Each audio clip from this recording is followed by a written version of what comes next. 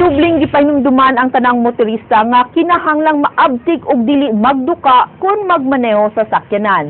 Sama sa nahitabo kagabi sa highway sa lungsod sa Konsolasyon, maayo na lang kay wa magrabihi ang driver sa usa ka pribadong sakyanan nga mibangga sa tanker. Gingong nakatulog ang mong driver samtang nag-drive. Ray Pasaporte, Sugin Limi.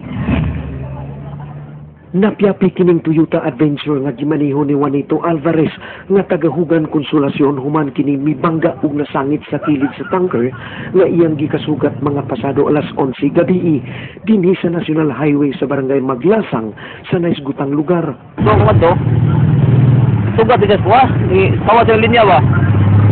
Sugat ano ko murag. Padong kinako. Likay ko.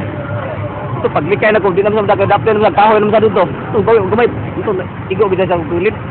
Tungod sa kakusog sa bangga, gingong nasamad si Alvarez sa suwang ug dali kining gida sa usa ka medical clinic duol sa nahitabuan. Gingong nakatug si Alvarez samtang nagmaneho sa iyang sakyanan. Ang driver sa kasi yung sakyanan na nakatagpilaw ko na siya. Mga na-adjust mo siya sa kanang sa nagdunga katong sakyanan nga kon.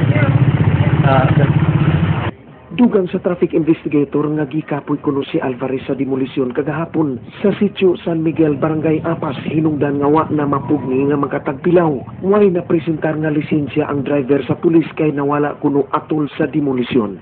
Ray Pasaporte, News 5. Naukay ang mga empleyado ug mga tenant sa usa ka hotel sa Midtown area ng Dakbayan tungod sa bagang asugikan sa basement sa maong edipisyo. Pagsilaob sa foam, mao'y gihingong hinungdan sa kayo. Jinky Baguio, Sugin Limi.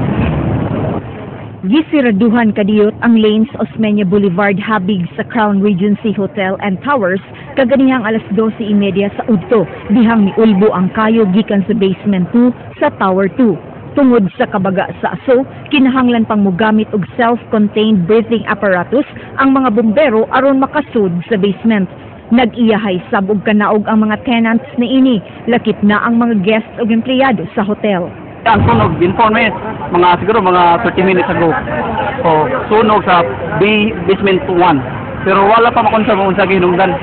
Lakip nga nagpanik ang mga estudyanteng nag-OJT tungod sa bagang aso nga nakasud sa second floor. Nakita na mo mga nag-aso na siya, then nanagandahin niya sa ubos, na-trap daw sa elevator na kanan sa kanyang gyapon din sila sa elevator, ang makauban na sa OJT. Matod ni Fire Marshal Rogelio Bungabong Jr., susihon pa nila ang taho nga dunay nayabong nga gas nga mo'y hinungdan sa kayo. Nakontrolar ang sunog, sud sa napo ka minutos. Medyo kaya di makakita, ngit-ngit, niya aso kayo. Mamulay challenges ato. Jinky Baguio, News 5. Tumong ni Governor Junjun Davide nga usa na lang katawo ang mango sa buhatan sa Provincial Disaster Risk Reduction and Management Council ug sa Task Force Paglingkod. Hinungdan nga karong Mayo si Baltasar Tribunalo Jr. na ang muhulip ni Neil Sanchez. King Perez, Sugin. Gipaibaw ni Governor Junjun Davide ang iyang planong paghulip kang Provincial Disaster Risk Reduction and Management Office Head Neil Sanchez o ang gilaraw nga ipuli niini mao ang coordinator sa Task Force Pagligon nga si Baltasar Tribunalo Jr. Nasayod na mga hingtungdan apan karong Mayo pa hingpit muluwat og executive order ang gobernador. Gipasabot ni Davide nga nakapasar kaniya ang performance ni Sanchez apan priority niya ang disaster preparedness karon. He's been doing okay, no? He was very involved katong sa Yolanda, the earthquake, even in the sea collision prior in August.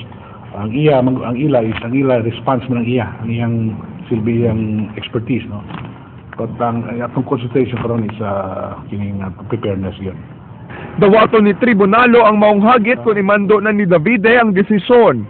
In fairness, there were lots of initiatives, no? But wala tayo ko kibaw pagyod sabay mga ngayon pagtutok ang iba. It's a matter of